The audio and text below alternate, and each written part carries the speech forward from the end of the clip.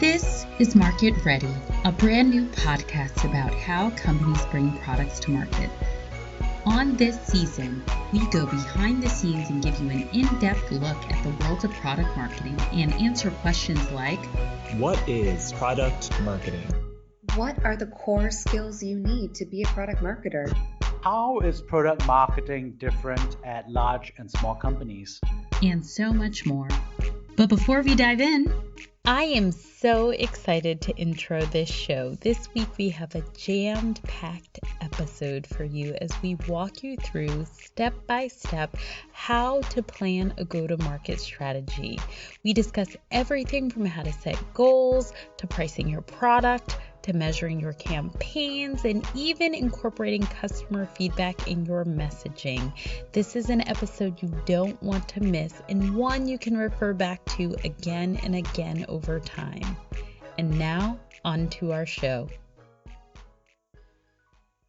It's all about the GTM show. We've been talking about this for weeks and I'm so excited. Without further ado, let's jump into it. How do you create a go-to-market plan?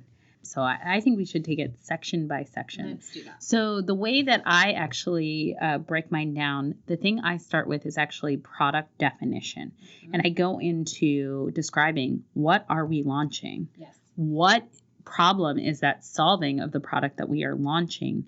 How is it solving the problem? And I actually link to product documentation if there is any. Caveat, sometimes there's not product doc.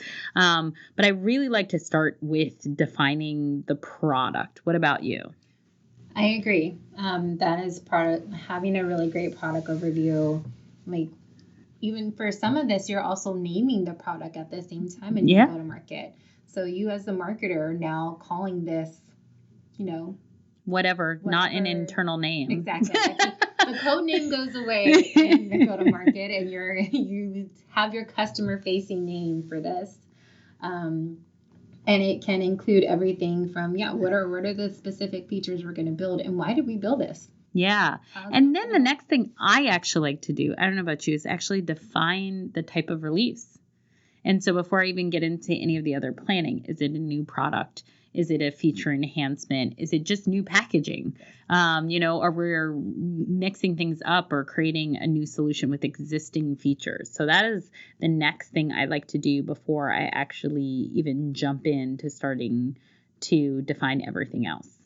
And then I like to define the target audience, which I think is the next. Now that we have defined what it is and what type of launch it is, then I go into the target audience, and is this existing customer base? Is this a new customer base and things of that sort? And that's where I feel like it's really important to get granular and get really specific. Mm-hmm. And then within that section, I also like to start laying out use cases, differentiators, and value proposition. You touched on a good point. Also, as a part of this, when you're laying this out, you also have to have a section for competitors. So what makes your product better or different, or again, like where do you have the room to play in this very crowded market? There's not very many places that are completely new greenfield. So you have to come to the table of like, what exactly are you offering?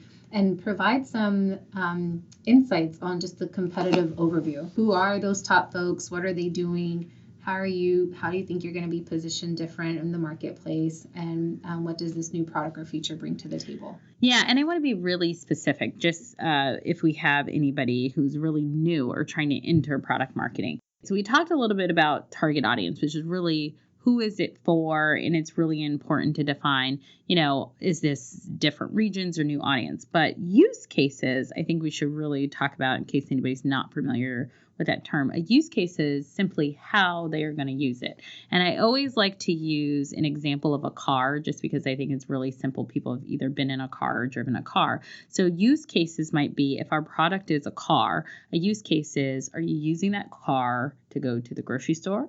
Are you using that car as like a race car driver, right? Those are very different use cases. So what you would be looking for if you're just taking it to do some local shopping might be, trunk space, reliability, a dent-proof bumper versus if you're using it as a race car, going 0 to 100 is really fast, right? Aerodynamics is really fast. You're not stuffing the trunk. You're not weighing it down. You're not going to have a lot of people in it. So that is a real kind of crisp example of what a use case is. How is a customer going to use your product? And then what are the differentiators? And I think differentiators are really tied to use cases in my mind. How is it different? And I think what you were starting to talk about, differentiator, really brings in that piece of knowing the market. You can't know your differentiators unless you know what else is out there. And then sometimes if you're creating a new product or new market, which happens to us sometimes, you have to actually think about your competitors maybe by use cases. Right. You know, one of my favorite companies I love to talk about is Slack. And, you know, there's not a lot of direct competitors in the market, right? There's people who do some messaging, and there's people who do some video calling, and there's some people who do document sharing, right? So they have probably different competitors or different alternatives of what their customers could use by use case, but there's not a lot of platforms that are doing all of the pieces and parts that they play in. So I think that that's a real key example. And then I think as you do your research, like, who are the market leaders? You know, I think it's really important, and don't always necessarily taking your company's word, right? Because your company might always think that you're a leader, but really be self-reflective of, are you new to the market? Are you leading the way? Are you lagging behind? And what is this product launch going to do? Is it going to put you in parity with the market? Is it going to help you leap ahead of the market? Or are you going to release something new and still be lagging behind? It's really important, I think, for a product marketer to really understand that landscape and understand the voice of the customer so you can reflect it accurately. That is correct. I would say this is something that I think we've touched on in previous episodes, but as a product marketer, you're supposed to not only know your product back and forth, but know your competitor's product as well. So that means also signing up, get their emails, going through their whole sign up flow, getting into their product and see what works really well. And get inspiration. Yeah, sometimes go into their conferences. Yeah. Recently, our competitive team tried to go to a competitor's conference and they actually got blocked. You know, that actually happens. Yeah. We signed up for a lot of conferences, and I know when I first started here, we signed up for a competitor, and they totally scrubbed us off their email list. They uninvited us to like some of their webinars. So people are hip to that. So you can always use a personal email, pro tip. But I do think once you start to understand that and define that, then you start defining your value proposition, to me, is what's next. And do you want to talk a little bit about how you work on defining a value proposition, or even what is a value proposition? I'll start from the very beginning. And your value proposition is essentially your message as to what value you're bringing to customers. So that means that it's everything from, this value prop should basically tell your customers, why should they use you? Yeah. Why should they choose you? And so you're really in this very concise way. It's not going to be very lengthy. It's supposed to be very crisp, maybe like a couple of sentences long.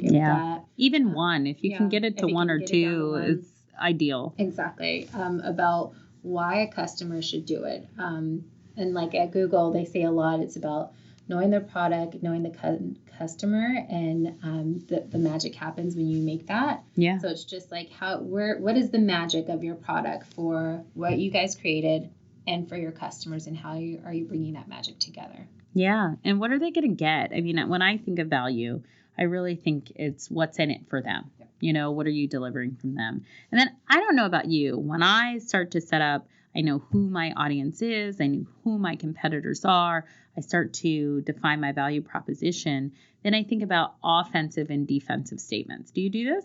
I have never done offensive and defensive. So how I define offensive and defensive statements is when you think about the value you're delivering and really kind of getting ahead of starting to prepare a pitch. An offensive statement, as I like to think about it, is a statement of how you would describe you, almost like a simplified elevator pitch that wouldn't mention your competitors or really not thinking about your competitive positioning. So almost like an offensive statement is like assuming you're number one.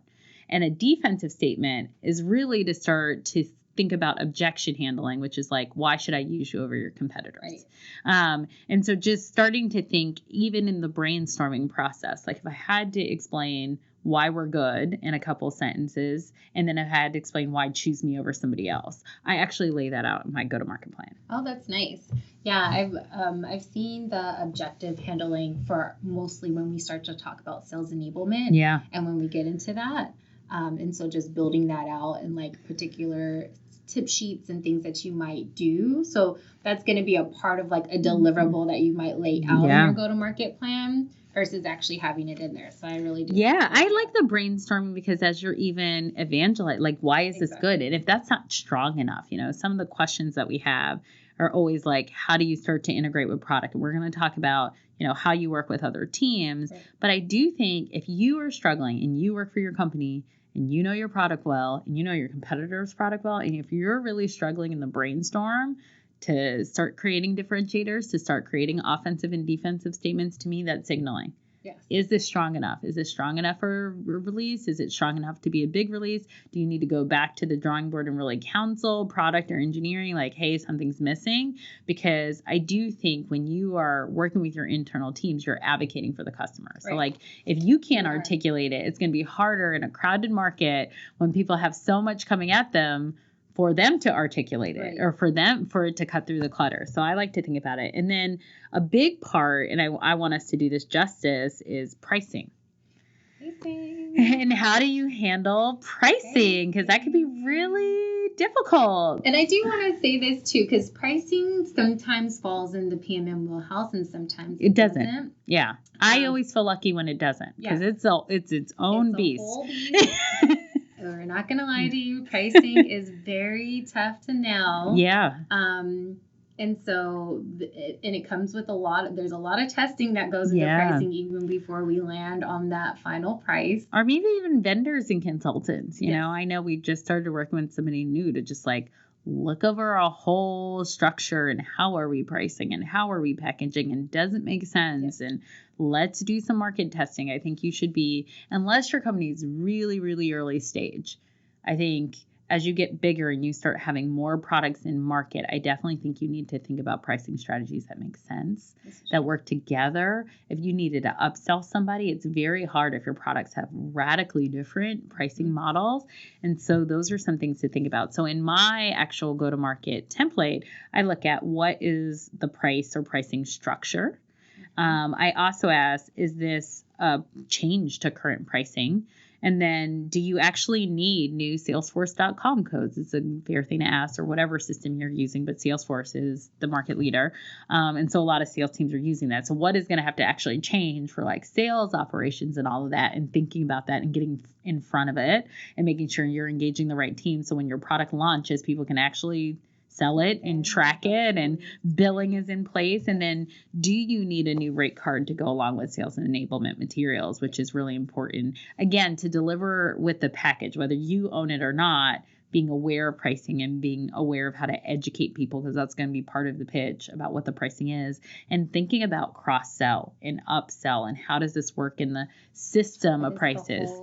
Yeah. And I think that does go back, and we'll touch on this too, like one of the things to consider as you're building out this product is like, how does it also play well, not just with, how's it going to land in the competitive landscape, but how does it play well with your other products that you have in line? Yeah, because it's important. It is very important, because if this is, to your point earlier, the product considerations of what we're doing, like, is this a net new product or is this like just an addition? Is this an enhancement? Is this a paid feature? Yeah. So you have to really Is it premium? Is it premium that we can get customers to pay for? So that is a really big thing when it comes to pricing, because you want people to get bought into your ecosystem and stay with you as a customer. So and create that lock-in. Exactly. So are you having a pathway for the customers to come in at a specific price, but maybe upgrade, or maybe they're already a free customer, and especially if your company has a freemium model. Yeah.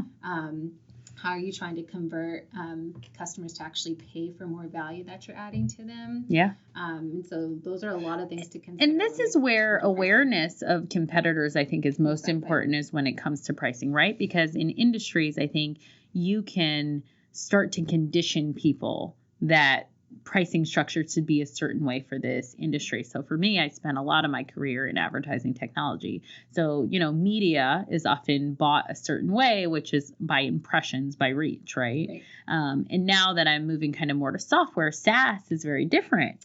Yeah. Years, contracts, usage, seats, right? Like it's totally different than like media in a good and bad way, right? It can be kind of seen as like a lot of turnover, right? Because every time you do a new campaign, it's a different media buy, right? So it's a little bit of unpredictable revenue, whereas software or SaaS revenue is like longer contracts and it feels more stable, but at the same time, to get those contracts to close can take so long. And so it can take over a year to close some SaaS contracts. And so what's nice about, some of the things that we do is like we have both, right? So as a business, you can have some predictable revenue, but also if you have a shortfall and a gap, you can do some quick turn kind of media projects to pick it up. So understanding how they work together, understanding your business, and how these pricing models impact your business, how they can forecast, especially if you are doing something longer term or contract or SaaS, how you're going to predict that funnel and when those contracts and that money flow is going to start to hit is going to be really important. But what I was saying about the competitive space is, understanding your market position, I think, is key here, right? Yes. Because there's a lot of signaling. You can cost more than other people if you're the market leader. Mm-hmm. If you're setting the price, if it's a clear differentiation. But if you're a new entrant, it may be really hard to come in and set the price super high, even if your price is higher. I think things like trials and freemium models and those things are going to be really key because nobody's going to lock into a 1, 2, 3 year contract and they don't even know what you can do for them, and you're pricing radically different than the competition. So this is, I think it's really important, and hopefully you don't have to do it all. Hopefully there's at least finance people, or some companies have pricing specific teams that work with you on these kind of questions, because pricing is a really big deal and affects a lot of parts of the business. Yeah, there usually is a pricing team that will help you out or be there to help you run the numbers and go from there. At least in my experience, I've seen that and had somebody with there, or we've had like an external agency as well to help. But typically there's an internal either finance or pricing manager and analyst who can help along with that. But I think, Jeanette, you touched on something too. The reason why pricing is important, even as it relates to the competitive landscape, is that you also don't want to get into a pricing war with competitors. Because for some, especially if they are the market leader, can meet you at a lower price if you're just really undermining the marketplace.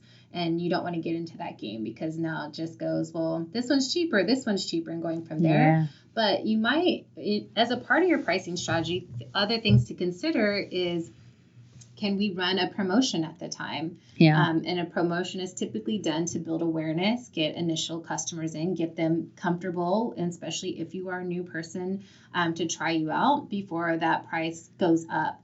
And they typically can be one of your best customers or stay with you for a really long time. So even if you do set a price, thinking through like a promotion strategy initially as you launch, or have that for a set period of time just to build that awareness, get people comfortable with it, using it before you ramp up, that's a consideration. The second thing is also partnerships. Yeah. So how do you look into, depending again, like how are you positioning this product into the marketplace? How are you leveraging partnerships? Because part of this could be, we have this new feature and we're partnering with X company, and we're going to, based on that, there is a combined pricing model between the two of us where we're going to share some revenues together. But the value that the customer is getting is part of our product features, this other partner's product features, and now we're coming together to create a unified thing. So you really have to think about, again, why it's so important to set what the goal is, like what type of product are you building, what the value is for customers, because that does affect things like pricing when you are thinking about partnerships, promotions to build awareness and setting that apart. Also, what you're trying to prove, I think it's good from that perspective too. I also think something I have done in my career and something I've been on the receiving end is giving a discount for marketing. Like, hey, if the test goes well, and I've typically worked at companies who are smaller or challenger brands, working and doing a bake-off, as we also call it, like let's do a head-to-head competition. Yeah, because it's like, hey, we are so confident we will take on and let you try our product directly next to our competitor's product and you see what's better. That's how confident we are. And that's a good signal in the market. And also in addition to just freemium saying like, hey, I want to be able to quote the stats. Like if they're good, I want to be able to tout the stats, whether I can use your company name or not, or I'll give you a discount for doing marketing with me in the market, or I'll give you a discount for a case study.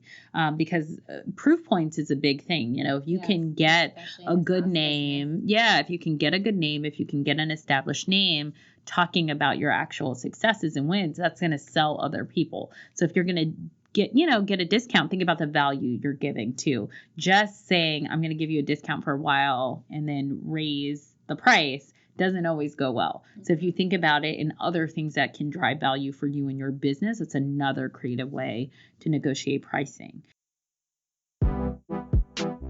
So, what do you do when you actually land your first case study? We want to take a quick moment and spotlight the design tool Canva. At Market Ready, we love Canva. It's a drag and drop design tool that gives you professional results. With over 65,000 templates and millions of photos to choose from, Canva makes it easy to design case studies, presentations, social media graphics, Zoom backgrounds, and so much more. They even make it easy to collaborate with other people by enabling you to share your designs with people in other states or even other countries. You can add up to 3,000 teammates, even on the free version, and you can even define smaller working groups within your teams. We use Canva all the time to create our social media graphics. We think the world of the tool and we're excited to share it with you. And now back to our show. So after I do all of that, I actually like to think about the release. And I don't know if you do this. So I actually start to have a plan where it's like alpha, beta, GA. And what are all of the phases? So I actually think about in the testing phase, which usually alpha is kind of like really small, select group of friendlies or strategic partners who are going to try it. Yeah. And then beta is like, we're kind of ready to release it to the world, but you don't want that to be a mistake. So you kind of make it a little bigger and say like, hey, we would do hundreds or thousands, maybe not everybody, depending on how big your customer base is, but you would do a significant chunk of your customer base. It's almost public. And then GA is like, we're ready to flip the switch and release it to the world. So I actually, in my planning, I actually like to think about the release itself. Mm-hmm. What is the theme of the release? Who is going to be in all of these phases? So really defining what does alpha look like? Who's that small internal text group? What are we trying to test? Is like all of the features working? Are the differentiators working? You know, how long does it take for people to use it? So work with your tech teams and understand what you're trying to test, and also think about those metrics. And I actually write down criteria to move to beta. What do we need to prove is working or not working before we will actually say we're ready to move the product into beta? And then I do the same thing for beta, like who is the customers? What are we trying to test? And what is the qualifications to say that this is ready for public use? And then at public use, what is the theme? Are we going after PR? Can we use any of these metrics we've collected in alpha and beta for sales? And then really defining success metrics of the launch. And that could be in a number of ways. Are you working on trying to acquire new customers? Are you working on trying to drive usage? Are you working on trying to get paid subscribers? Are you working on people using a feature, staying in your product engagement times? So success metrics can really look differently. And I think it's really important to define that, because if I'm just trying to drive number of users, my strategy for launch might be really different than if I'm trying to get paid users or I'm trying to upsell people, right? Is it quantity? Is it quality? Is it penetration in a user base? Because your marketing tactics and all of the pieces that start to move in more traditional marketing at this point will really dictate how you handle that launch. I don't know about your thoughts about that. Yeah, I've seen this done a couple of different ways. Like, to your point, sometimes it is in that initial like go-to-market plan, like, hey, here's our alpha, beta, then GA group. So, what is the wave? Like, what is the rollout wave for this?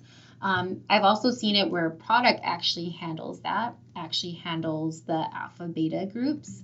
And uses it as a testing model. But me as a product marketer, I am checking in with them to say, hey, how's it going? Are these features coming along? Do we feel comfortable with the launch? Let me know. And maybe using some of those initial and alpha and beta groups to pull out some initial use cases that I may want to use for the general rollout. Like either customer quotes or just overall sentiment that we could use for it as well. And then baking that into. Yeah. And then the last little piece I do is thinking about all of the pieces that I need to create, right? Yes. So there is like the whole strategy of it. And then there's like the actual core marketing. Yeah. So understanding if training is required, again, because product marketing is so cross-functional. Sometimes we handle sales enablement and training. Sometimes there's actually a sales enablement and training team, which again, I always think is lovely when there is a sales enablement team. But for me, when I am thinking about my checklist under sales enablement, I think about making sure I have those messaging and talking points and the value prop that we talked about, the brainstorm. Are there FAQs that they need?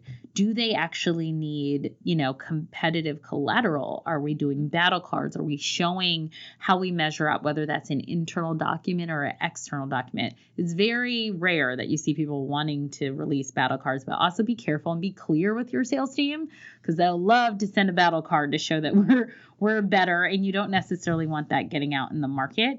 If there's any kind of implementation or onboarding things that they need, and then what kind of pitch decks do they need? I usually create a training deck, and I usually create a different external deck that they can actually share with clients. Mainly the training deck will have more the insider baseball. It will have those battle cards and things that you want to educate them on, but you don't want them to share. And then one-pagers, if there's a demo script, and thinking through all of those kinds of things for sales enablement. How about you? Is there anything that you add to that? I have like a whole list of asset considerations that I may want to do, not only just for sales, but just also for our customer support team or customer success team. Going through that, and sometimes it's very similar to what we would create for sales, but customer support might even take it a click down. They might need even more training because these are going to be the first line of defense that customers are going to go to once they are using it. And so we need to train them. So it's again like an FAQ page, the help center, help center website that's going to be there. What numbers are they going to call if something happens as well? How do we redirect them?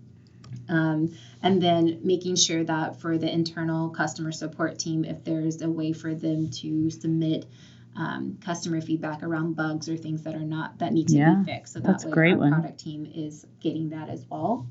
Then I look at it from the customer standpoint, just what are they going to need as well to get trained on this. So are we going to do video? Yeah, demo videos. Exactly.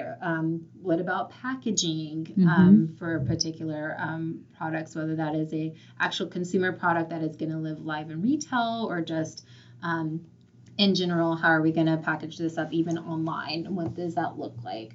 Are we going, what type of signage do we need?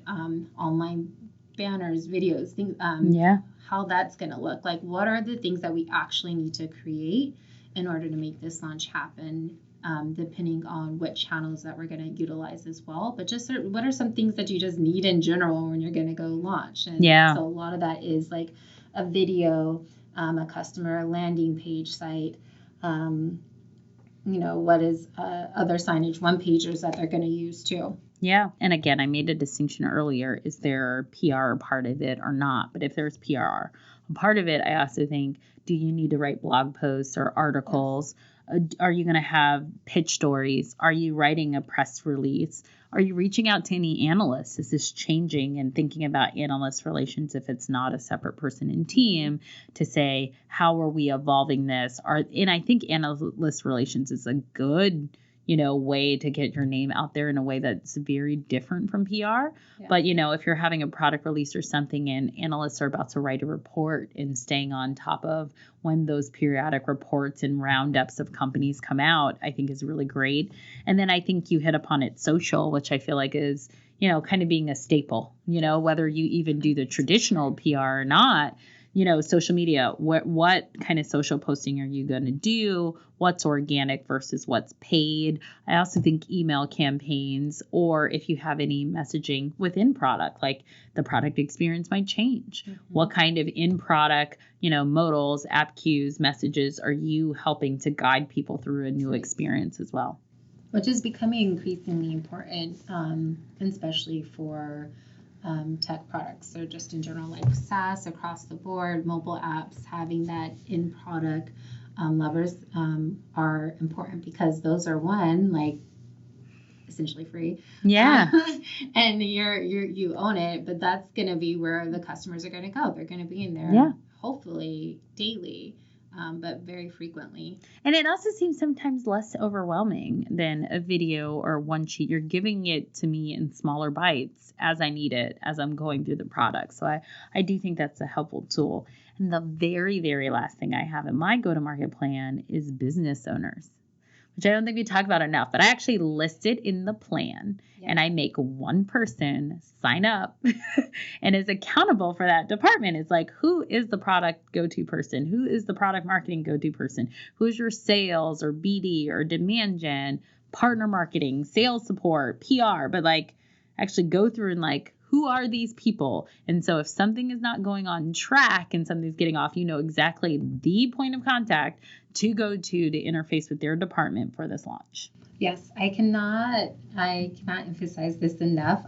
At LinkedIn, we have something that's called a rapid. And so that rapid has acronyms for each person. It's like, who's the decision maker? So the D is decision maker. Who's the final? Yeah. Who just needs to stay informed? Who's an approver? Who's actually going to perform the task? And who's essentially the overseer of the entire project as well. Yeah.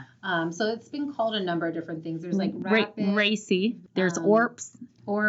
Yeah, owner, approver, reviewer, participant. Yeah. So it's a lot of inside baseball for project management, but I think it's important to understand which acronym your company uses and how do you sign people up for owner, approver, stakeholder, because it is, while I do have a key head to everything, your leadership for these departments, people who need to be informed or brought along the journey or see it and know about it, even if they're not participating, is important to know all those things. Yes, it is. A couple of things that I also have in my go-to-market plan that you didn't touch on is I also have more tech considerations. Oh. So marketing technology that we may need for a particular product as well. So whether that's something that needs to actually be built into the product, so that way we're able to track customers from beginning to end as they first initially come in, and then as they become users and tracking their life cycle as a customer. So I also have MarTech considerations in there, because you may need to work with a marketing analyst or some other analyst that's on there that can really track them. So how did they come in? What channel did they come in at? So that way you can know what channel was the most engaged. Was it social media? Was it search? Was it referral links? So you're able to really track them from the very beginning when these campaigns go out, and follow your customers from the start all the way to when they actually convert to become a customer, and then once they are a customer, what their usage is. So that's one thing that I will add to our go-to-market discussion about. There's a section that I usually include on there. Yeah, I think it's my favorite time. Questions. So the first question, and I think we went over and touched a lot of parts and pieces, but it's, they're really looking to understand a plan or strategy to how to position a product competitively. And they gave some examples: pricing, customer pain point, customer analysis or segmentation. So what I took from that is we've talked about the planning of those pieces. I really want to be specific for this question of like, how do you position something competitively? And they talked about a couple of examples. What I would say is this goes really back to key differentiators.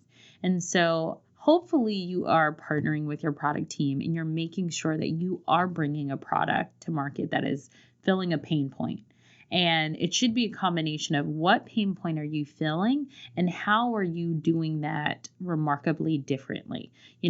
There should be either your company, has a great suite of assets and things work better together is one kind of positioning. It could be you have a data set, you have a technical feature or something that moves faster, that delivers better. So it's really going to be whatever the facts are about your product.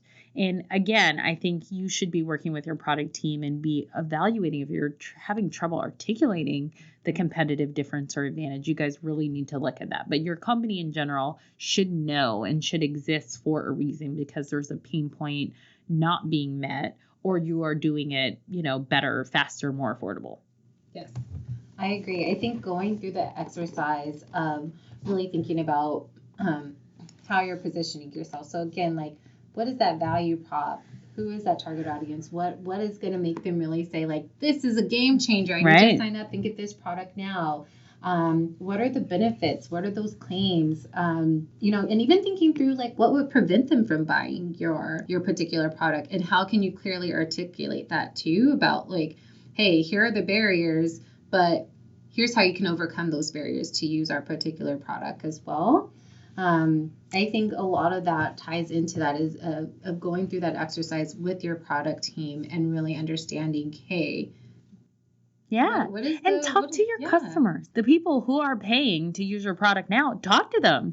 Talk to them about why they like it. Talk to them why they chose it over other products. Talk about what is paining them. Like, sit there and actually do something revolutionary. Go out in real life and sit with your customers for a day. Understand their business, understand their needs and how that might differ by industry or by size or by customer profile. And that will start helping you address it. I know I get a wildly different perspective when I actually get from the walls of my company and go sit with customers. Yes, at Intuit, this was really big. We actually had this whole concept called Follow Me Homes, where you were required to go to a customer's home or place or business and see how they utilize the product. Yeah. See in their everyday life, this is how I use it. And I saw so many different ways to use our product that I never would have imagined. Yeah. Because oftentimes, like, as a product marketer and you're sitting with, like, your product team, you think of, like, oh, this is how customers are going to use it. And you have, like, this kind of fantasy of, like, they're going to do it this exact way every single time. And then you go and you talk to customers and you realize, like, there are 100 different ways that customers are actually You discover using our new use product. cases, which is, I think, really cool. We're currently using a product. Our recruiting team is using a tech product.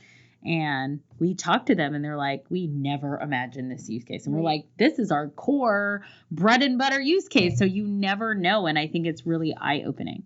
But I think I like the point, too, of how you touched on about actually going to talk to customers because having those alpha beta groups beforehand, you can put things in front of them and get their feedback. Like, does this messaging resonate with you? Does this tagline resonate with you? Like, sometimes marketers, we get into our own head sometimes and we're so crafty with our words and we think, like, oh, this is going to be a game changer. Yeah. And then you put that in front of your customer. They're like, I have no clue what you meant. Yeah. Like, and they're like, or what I really love is it's easy to use. Right. And you're like, oh. Just keep it simple. Like, we try to keep all these words and it's just like, no, you don't need to do all that. Just state it simply. Use the words that they're using as well, and they will give you that feedback. So I think this second question, I think, is a good follow-on and something we really didn't talk about, is localizing marketing language or strategy for different customer segments or regions. I actually think this is really important. We're actually working on rolling out something now, and we're a global company. And it was really interesting to talk to our product and engineering team that thankfully know our business well. And they're like, hey, Japan buys and uses and understands the product very differently, and they're very detailed versus other regions like in the US. So like if you have something that vaguely doesn't apply, it won't bother most people. They'll click the button anyway. In Japan, that won't fly. So like understanding those nuances and also really thinking about how you're translating. I often recommend there are professional companies who do it, and you should, because it's not always translating language literally, but understanding phrases and clauses and how that goes together and making sure you're not offending. I would definitely say if you're in multiple languages in multiple locations and you don't have in-country native speakers that are going to help with translation, you definitely want to hire a professional company, because it's more than translation. Localization is very different from translation, which is getting it in the same context and spirit. So I'll touch on this in two different ways. One, and I don't know about your experience, but for me, how I've seen like a go-to-market strategy laid out, and especially when it's coming from headquarters, is that like you'll create the go-to-market strategy just like overall. Yes. And then you will work with your, if you have counterparts in different regions, locals. You will work with them on that launch in their particular region. Yes. And so oftentimes there will be like just an overall strategy from headquarters of like, this is, generally how it's going to be. And then they put the onus a lot of times on local PMMs in those markets to say like, hey, how does this work out? And sometimes your messaging and positioning that you created in America is not going to work in EMEA or APAC or Latin American. Or it's a different competitive set. Exactly. It's a completely different competitive set. And so your messaging and positioning may have to change. So for example, when I was working on Chromecast, one of the things in the US is like our main competitors back then were, Amazon, and people knew what a dongle was. But in Korea, when we launched, like our competitors were set-top boxes, right? Wow. So things that had just already been in people's homes. And so they didn't want to change the way that they were utilizing that. Right. And so it was different than saying, hey, why use this? Why we're better than like an Apple TV or Roku. Now we have to completely change how we're talking about it and talk about this cool, fun way to cast stuff from your phone. But people have this cheap, set-top boxes that they could use. It's like, why do I need to change? So I think just being really aware of, yes, you may create like a go-to-market strategy, but it can completely change, including pricing, your messaging, positioning for the different regions.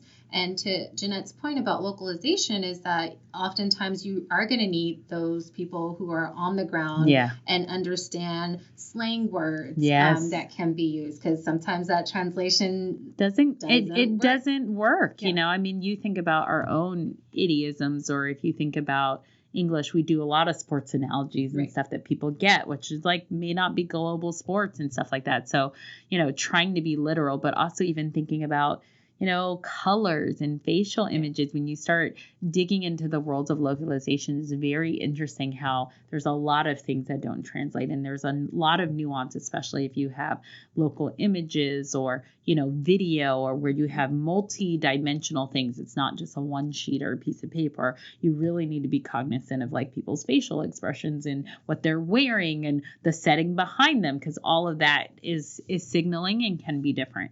So next time, because go-to-market is so important, we're actually going to talk about how to execute a go-to-market. Today was all about planning, but go-to-market is so important that we really felt like we needed not one, but 2 episodes. And so we're going to talk about managing those key stakeholders, project updates, what happens when things don't go to plan. They hardly ever go to plan. And what if you're a PMM who doesn't own GTM? So we're also excited about part 2. So not only just thinking about conceptually what it is, but we're going to roll up our sleeves and get into how does it actually work, which I think is going to be really exciting. All right. So until next time, thank you. This show was produced by the Market Ready team. Sound mixed and edited by Full Spectrum Productions, with original music from Damani Rhodes. Thank you again for listening, and feel free to connect with us at Market Ready Podcast on Facebook, Instagram, Twitter, and LinkedIn.